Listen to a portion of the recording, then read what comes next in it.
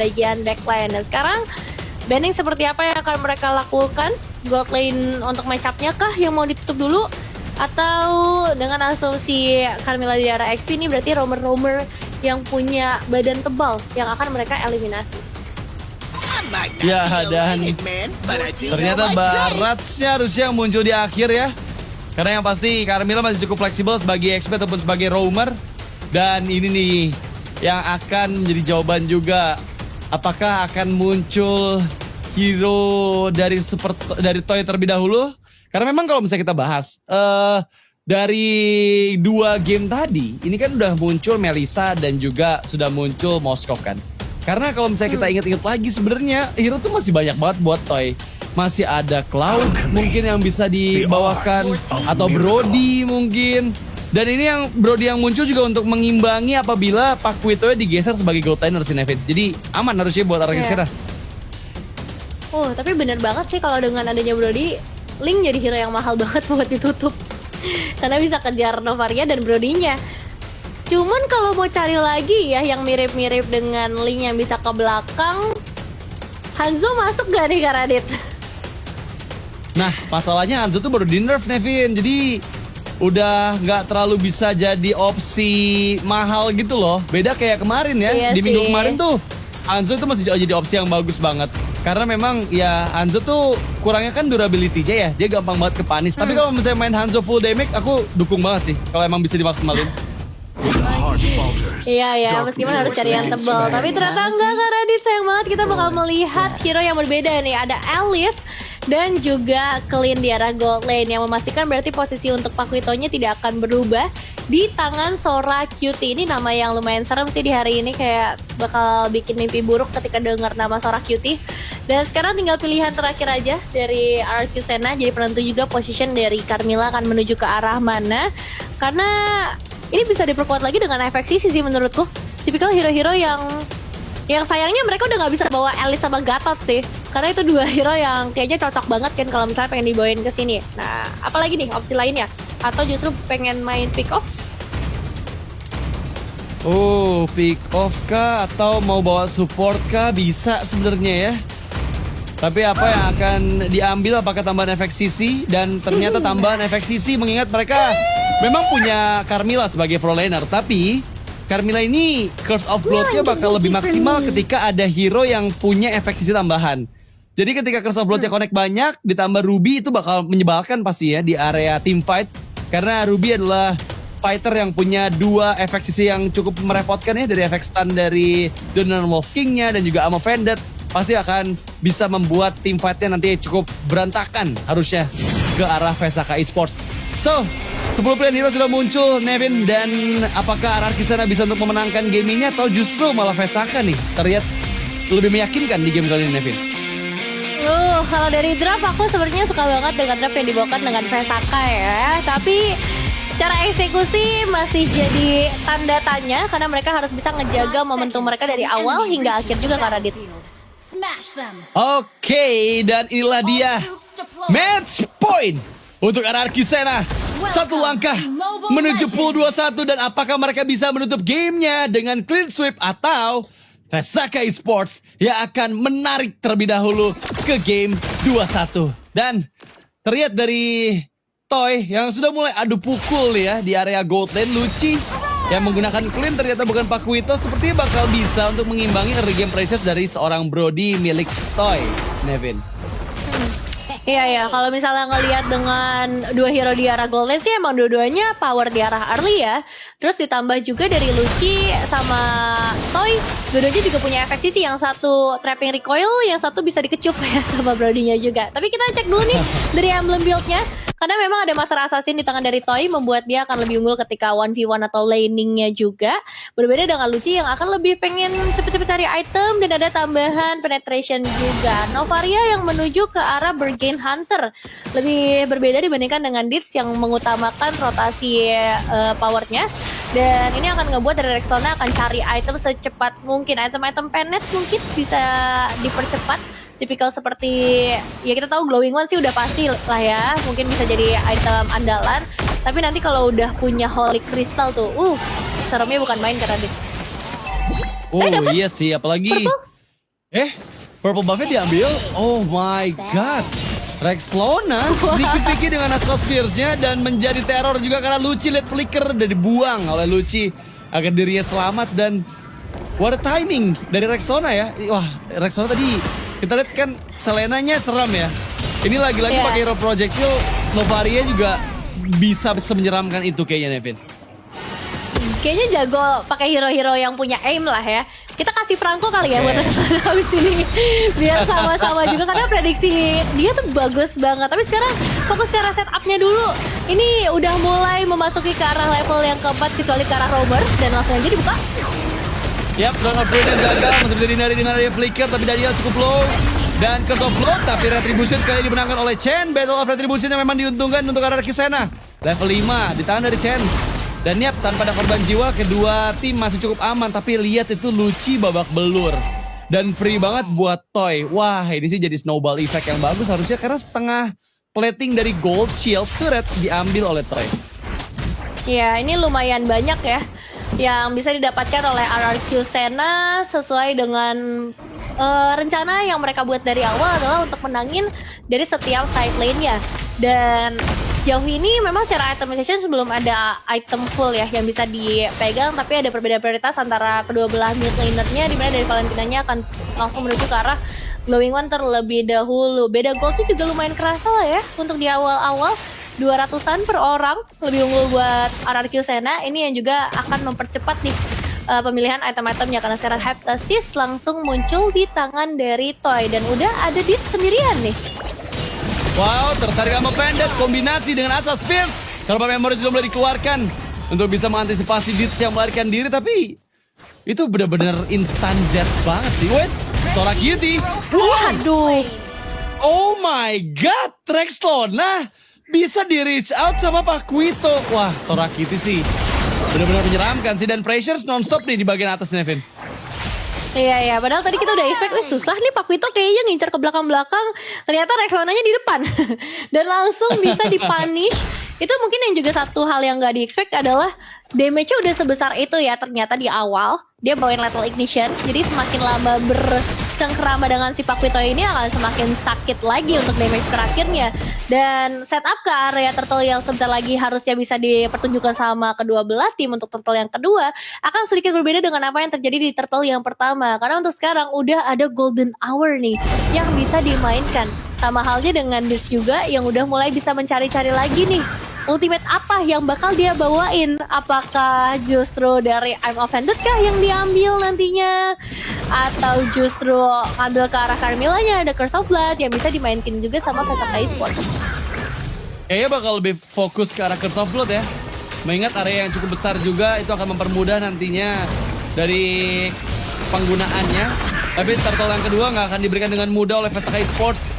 Mereka terkenal sebagai tim yang selalu memenangkan objektif turtle-nya, dan kali ini Hirai mempersiapkan diri lagi di bagian depan, dan lihat damage dari Heavy Left Punch dan juga knockout strike begitu menyakitkan. Nelson diganggu oleh Daniel, dan memang sekarang sudah ada 5 player dari Vesaka Esports, tapi masih diambil oleh Chen. Oh my god, Chen pencurian yang begitu mahal. Dikejar Genzi, cukup bisa melarikan diri. Mundur ke bagian belakang, itu space yang besar buat Toy di bagian atas. Nevin, lihat itu Toy dapetin inner turret. Dapetin turret masuk aku. Tapi di sisi lain juga dapetin turtle buat Araki Sena, jadi kayak berlipat ganda, dan Rexona dapetin purple buff lagi. Ini semua player Araki dapetin keuntungan loh, Nevin. Kecuali Daniel mungkin ya yang rugi perusahaan. Kecuali Daniel ya, karena ternyata untung itu ya. Flickernya tidak untuk mendapatkan apapun. Cuman ya aku setuju karena semua sisi ini bisa mereka pegang perlahan, tapi pasti mereka bakal paksa team fight lagi Kak Radit. Wah, itu udah pasti team fight ya, karena udah ada pick off karena Ditz yang membuang flickernya. Deadly Magic dari Chen begitu menyakitkan. Dan di sini Chen terlihat begitu relax ya. Pengambilan retributions-nya. Sarakiti mengekspos Daniel, terkena knockout strike, begitu menyakitkan memang. Tapi masih aman. Ini sejauh ini Toy nggak pernah kena pressure sama sekali, dan dia free banget farming dimanapun dia berada sih, Nevin.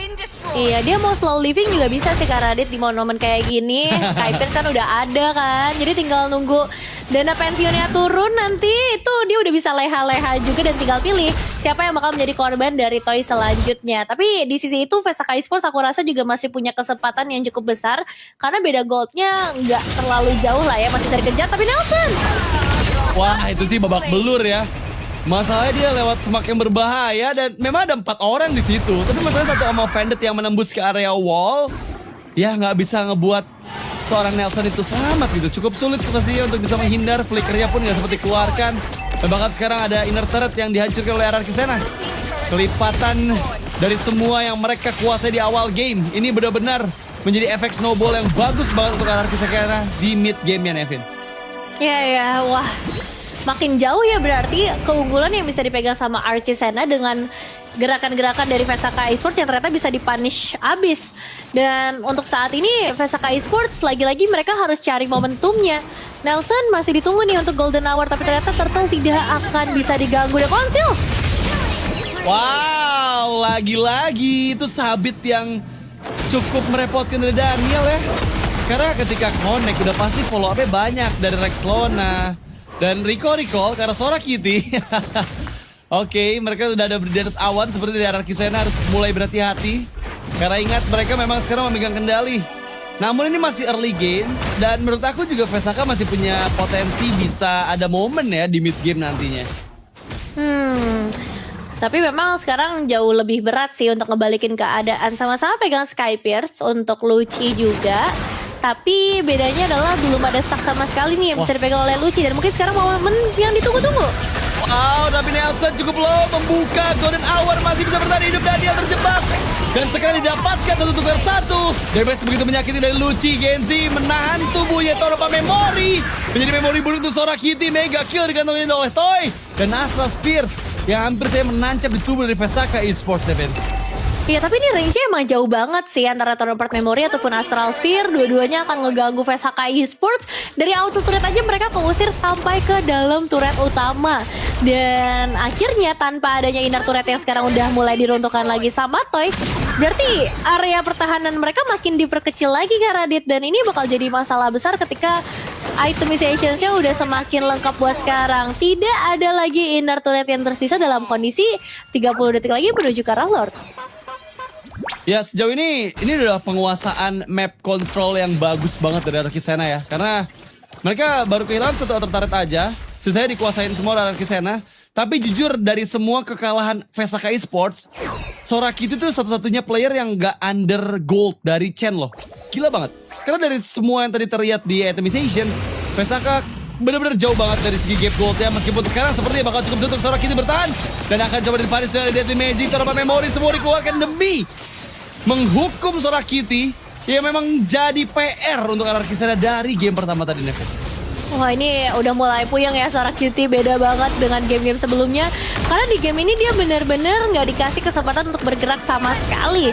2 kali tumbangkan, Lordnya bisa di-secure tanpa adanya gangguan sama sekali. Bahkan inner turret aja kayak susah banget nih buat permisi. Karena langsung dipukul mundur lagi dari Lucci-nya. Penjagaan atau rotasi cepat dari RRQ Sena itu jadi keunggulan yang ternyata efeknya berlimpah banget. Tapi sekarang dalam kondisi defensif, nih yang juga jadi pertanyaan kita, apakah clear power yang mereka miliki dari Vesaka Esports itu cukup? Karena satu tarikan Ammo Vended aja, efeknya udah bikin puyeng kepala sih Kak Radit.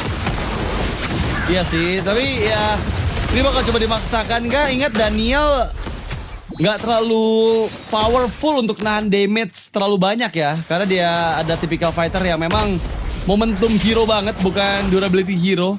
Jadi harus aware juga sama damage yang masuk. Sambil mereka menunggu nih Lordnya, karena memang udah gak ada holy defense di bagian tengah. Sehingga ini bisa menjadi satu momentum tambahan ya. Di sisi lain Sora Kitty main sendirian di bagian bottom lane dan Dit cukup low. Damage-nya Curse of Blood karena Dit dan juga Lucci. Tapi hanya untuk memukul mundur saja. Dan di bagian bawah lihat gimana movement dari Sora Kitty. Padahal dia fighter loh. Tapi dia bisa untuk mainkan tempo landing jauhnya. Untuk setidaknya mencari keuntungan lain dari semua kerugian Vesaka Esports, Nevin. Ya, ini keuntungan penggunaan Pakuito sih memang fleksibel banget untuk gameplay yang bisa dimainkan. Tapi itu ngebuang waktu banyak banget loh. Setidaknya untuk RRQ Sena mereka nggak langsung bisa ngedapetin 2 turret utamanya. Tapi let's see nih untuk turret di atas. Apakah langsung digas karena Lucci langsung kehilangan setengah darah dengan setembakan ke Radit? Wow, memang Sora Kitty pun cukup low ya. Deadly Magic yang begitu menyakitkan. Dan lihat Sky Pierce efek letalitynya di 40 tambahan stack. Jadi ini bakal bisa untuk menginstant execute nanti ketika member-member dari Vesaka Esports ada di angka 6%. Tapi ya ini masih bisa snowball lebih lagi ya. Karena sejauh ini juga Toy belum tereksekusi sama sekali nih Nevin. Dan memang untuk Toy gimana juga ya cara mengeksekusinya. Harus benar-benar mainin flanking mungkin. Tapi sejauh ini yang kita lihat memang belum ada kesempatan tersebut. Karena secara teritori ini udah dijajah habis-habisan sama para player RRQ Senna. Wave Minion juga udah mulai masuk dari area tengah. Dan Vesaka Esports, apakah mereka pengen coba untuk main sebuah trapping? Tapi ini mungkin bakal jadi masalah kalau ketahuan posisinya dan di cancel. Tapi hampir aja tercancel karena dia. Ya tapi itu masih ada Marcel dari Nelson loh yang belum terekspos. Dan apakah ini bakal jadi momen atau justru malah jadi hal yang membuat tempo dari Vesaka semakin kehilangan arahnya nih. Karena ingat memang dia udah ada di spot yang gak terdeteksi. Tapi jangan lupakan Lord itu bakal ada di atas. Dan nanti bakal ada momen dimana arah kisahnya juga bakal membuka visionnya ke arah atas. Kecuali Toy sendirian nih yang muncul nih. Karena ada Daniel jadi bakal sulit sih Nevin. Iya. Daniel emang jadi masalah juga. Tapi untungnya ketahan dengan satu golden hour. Karena kalau enggak mungkin langsung bisa dieksekusi. Tapi ingat Daniel masih punya sebuah flicker untuk menangkap siapapun yang menjadi target utamanya. Dan langsung aja set up ke arah Lord. Akan segera dilakukan karena dia. Sakit banget damage-nya Sora Kitty. Gak bisa dapetin efek shield. Dan dirinya langsung instan tereksekusi. Masih ada minion di area base dari Vesaka Esports yang membuat mereka semua harus pulang. Karena gak mau kehilangan base turret di bagian bottom lane yang hampir saja dihancurkan dari satu hit terakhir. Dan ini menjadi keuntungan berlipat untuk RRQ ya. Mereka semuanya serba untung sih dari Lordnya dapetin point kill juga karena Sora Kitty. Dan bottom lane-nya hampir saja dihancurkan. Jadi ya gak ada kerugian dari RRQ di Lord fight yang kedua tadi. Iya, dan masih ya kita belum bisa ngelihat momentum Golden Hour yang benar-benar dikombinasikan dengan baik gitu. Karena secara output damage ya mereka hanya mengandalkan Sora Kitty yang harus masuk ke dalam Golden Hour, which is gak bisa juga. Dan Lucci yang secara range memang gak sejauh dengan Brody, yang jauh lebih bebas, jauh lebih fleksibel untuk pola permainan yang dibawakan. Lihat di arah top lane itu Wave Minion jujur udah seperti tawuran ya yang akan segera memasuki ke arah base utama dari Vesaka Esports. Dan sekarang mereka sudah mulai masuk. RRQ Senna coba untuk menggempur pertahanan terakhir dari Vesaka Esports. Karena sekarang membuka dengan satu golden hour saat Curse of Blood di bagian belakang. Hirai cukup low tapi Nelson masih bisa menghindar dari Torapan Memory. Kehilangan immortality untuk Daniel dan Sora Kitty masih coba untuk tampil. Masalahnya sekarang dia tertinggal di bagian belakang dan damage begitu besar dari Toy. Mendapatkan 2, mengabsen 3 dari double kill yang didapatkan oleh Chen. Double kill untuk Toy dan menjadi